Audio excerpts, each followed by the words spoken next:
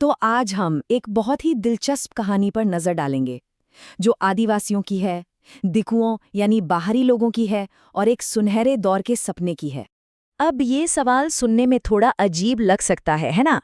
लेकिन सोचिए, भारत के इतिहास में एक दौर ऐसा भी था जब हजारों लोगों के लिए ये सिर्फ एक सवाल नहीं बल्कि हकीकत बन गया था। तो बात है साल 1895 की।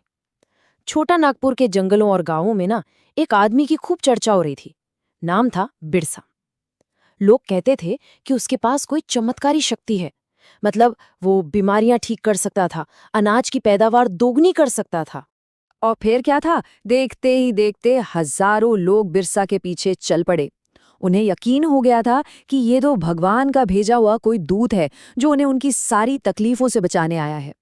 और ये बात सिर्फ मुंडा समुदाय तक ही नहीं रही, बल्कि संथाल और उरांव जैसे दूसरे आदिवासी समूह भी उनके साथ जुड़ते चले गए। तो सवाल ये उठता है कि आखिर वो कौन सी मुसीबतें थीं जिनसे ये लोग बचना चाहते थे? किससे चाहिए थी इन्हें आज़ादी? इसका जवाब ना एक शब्द में छिपा है, दिकू।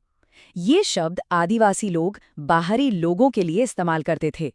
अब इन बाहरी लोगों में कौन कौन थे? व्यापारी, साहूकार, मिशनरी, हिंदू जमींदार और हाँ, सबसे बढ़कर अंग्रेज। इन्हीं को वो अपनी सारी मुसीबतों की जड़ मानते थे। लेकिन दीकुओं से इतनी नफरत क्यों थी, ये समझने के लिए हमें थोड़ा पीछे जाना होगा। हमें ये देखना होगा कि अंग्रेजों के आने से पहले आदिवासियों की दुनिया आखिर थी कैसे। आप देखिए, ज्यादातर आदिवासी समुदायों की जिंदगी ना जंगल से बहुत गहराई से जुड़ी हुई थी और उनमें से कई झूम खेती किया करते थे। ये एक तरह की शिफ्टिंग कल्टीवेशन थी, मतलब एक जगह से दूसरी जगह घूम घूम कर खेती करना।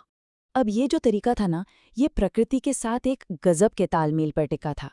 किसान क्या करते थे, जंगल के एक हिस्से को साफ करके कुछ साल खेती की और फिर उस जमीन को वैसे ही छोड़ दिया ताकि वो अपनी कुदरती ताकत वापस पा सके। ये जंगल को खत्म करना नहीं, बल्कि उसके साथ जीना था। हाँ, पर ऐसा नहीं था कि सभी लोग झूम खेती ही करते थे। कुछ समुदाय, जैसे उड़ीसा के खोंड, वो शिकार करके और जंगल की चीजें इकट्ठा करके अपना गुजारा करते थे। वहीं दूसरी तरफ पंजाब के वन गुज्जर और आंध्र प्रदेश के लाबादी जैसे समुदाय पशु पालते थे और मौसम के हिसाब से अपने जानवरों के साथ घूमते रहते थे। और हाँ, कुछ ऐसे भी थे जो एक ही जगह बसकर खेतीबाड़ी करते थे। तो ये जो एक तरह की आत्मनिर्भर दुनिया थी, ये बिखरनी तब शुरू हुई जब अंग्रेजों का राज आया। तो चलिए अब देखते हैं कि ये सब बदला कैसे। देखिए, अंग्रेजों के आने से पहले ना आदिवासी मुखियाओं का बहुत दबदबा होता था। उनकी अपनी जमीनें थीं, अपनी पुलिस थी, अपने कानून थे। लेकिन अंग्रेजी शासन आते ही सब बदल गया। उनसे उनकी सारी एडमिनिस्ट्रेटिव पावर्स छीन ली गईं। वो बस नाम के मुखिया रह गए, जिन्हें अंग्रेजों के बनाए कानून मानने पड़ते थे और उन्हें नजराने भी देना पड़ता। और जो सबसे बड़ा हमला हुआ, वो हुआ जंगलों पर। अंग्रेजों ने क्या किया?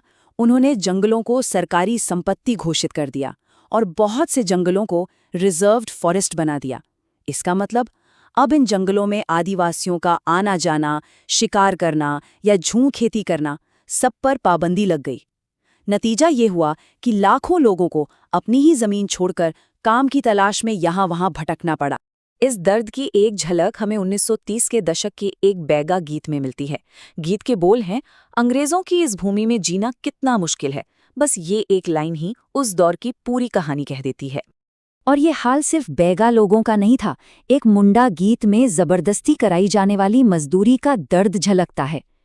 मेरे कंधों से खून टपकता है, दिन रात जमींदारों का दूत मुझे परेशान करता है। आप सोच सकते हैं कि वो किस शारीरिक और मानसिक पीड़ा से गुजर रहे थे। तो ऐसे ही निराशा और शोषण से भरे माहौल में एक उम्मीद की किरण बनकर उभरे बिरसा मुंडा। बिरसा का जन्म 1870 के दशक के बीच में हुआ था। वो एक मिशनरी स्कूल में पढ़े और एक वैष्णव उपदेशक के साथ भी उन्होंने काफी वक्त गुजारा। इन्हीं सब अनुभवों ने उनकी सोच को एक नई दिशा दी और फिर 1895 में उन्होंने अपने लोगों के सामने एक स्वर्ण युग, मतलब एक सत्य युग लाने की बात रखी। तो ये सतयुग था क्या आखिर? असल में ये एक ऐसे सुनहरे अतीत की कल्पना थी जब मुंडा लोग एक बहुत अच्छी जिंदगी जीते थे। वो खुद बांध बनाते थे, पेड़ पौधे लगाते थे, बाग बगीचे उगाते थे और पूरी ईमानदारी से खेती करके अपना गुजारा करते थे। मतलब एक ऐसी दुनिया जहां बाहरी लोगों का कोई शोषण ना हो। दिलचस्प बात यह है कि बिरसा ने सिर्फ विद्रोह की बात नहीं की, उन्होंने अपने समाज को अंदर से सुधारने पर भी जोर दिया। उन्होंने मुंडाओं से कहा कि शराब छोड़ दो, अपने गांव को साफ रखो और ये जो जादू टोना है ना, इस पर विश्वास करना बंद करो। उन्होंने सबको एक मुनज़्ज़म और ईमानदार जिंदगी जीने की प्रेरणा दी। तो बिरसा का ये जो आंदोलन था, वो सिर्फ एक सामाजिक सुधार तक ही सीमित नहीं था। इसका एक बहुत साफ राजनीतिक लक्ष्य भी था और उसका असर, उसकी विरासत आज भी महसूस की जाती है। इस आंदोलन को नाम दिया गया उलगुलान, जिसका मतलब होता है महान हलचल, और इसका मकसद बिल्कुल साफ था, दिकुओं और अंग्रेजों को बाहर निकालकर मुंडा राज कायम करना।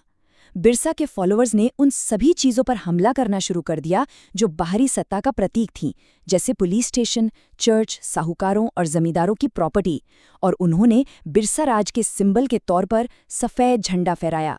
लेकिन फिर 1900 में हैजे की वजह से बिरसा की मृत्यु हो गई और आंदोलन थम सा गया। पर कहानी यहाँ खत्म नहीं हुई।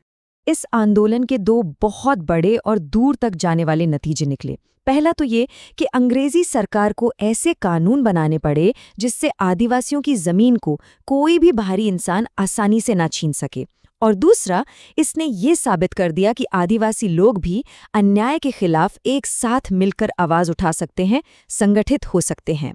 हाँ, ये सच है कि बिरसा मुंडा का वो स्वर्ण युग का सपना शायद कभी पूरा नहीं हो पाया, लेकिन उनका जो संघर्ष था वो आज भी प्रतिरोध, पहचान और अपनी जमीन के लिए लड़ने की कहानियों में जिंदा है। और ये हमें सोचने पे मजबूर करता है कि जमीन और पहचान की ये लड़ाइयाँ क्या आज भी उतनी ही जरूरी नहीं है।